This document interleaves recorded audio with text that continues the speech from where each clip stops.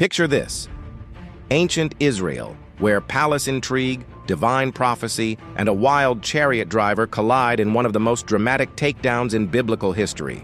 This isn't just any story, this is the tale of Jehu, and trust me, it's more intense than your favorite political thriller. Imagine a military commander known for driving his chariot like a madman through the streets. That's Jehu.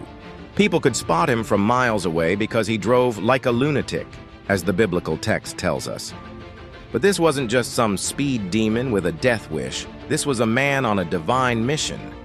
You see, Israel at the time was ruled by Queen Jezebel, and let's just say she wasn't winning any Ruler of the Year awards. She had introduced pagan worship, persecuted prophets, and her reign was marked by corruption and violence. The people were suffering, and God had had enough. Enter our unlikely hero, Jehu. One day, a young prophet shows up at the military camp and pulls Jehu aside. In a private ceremony, he anoints him as the new king of Israel. But here's the kicker. Jehu's mission isn't just to take the throne. He's specifically tasked with ending Jezebel's reign and avenging the blood of God's prophets. Now Jehu, he doesn't waste time.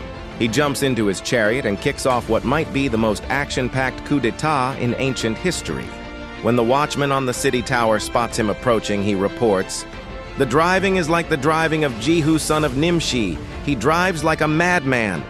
The story climaxes in an incredible showdown.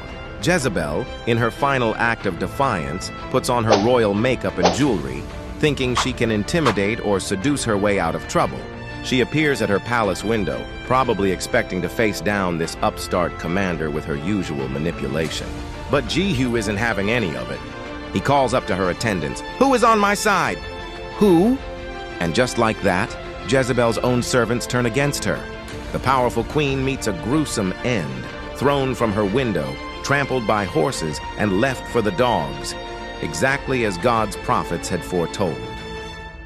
This isn't just a tale of political assassination, it's a story about divine justice, about how the mighty can fall, and about how God sometimes chooses the most unexpected people to carry out his will.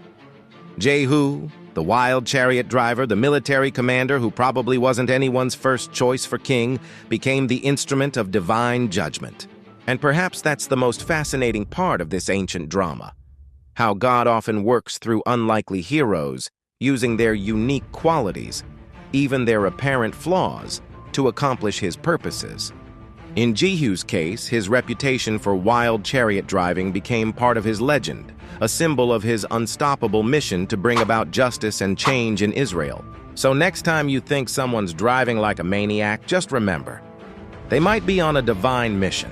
Well, probably not, but hey, stranger things have happened in history. If this story shook you, like, subscribe, and comment to join the journey with Kingdom Clips X4B.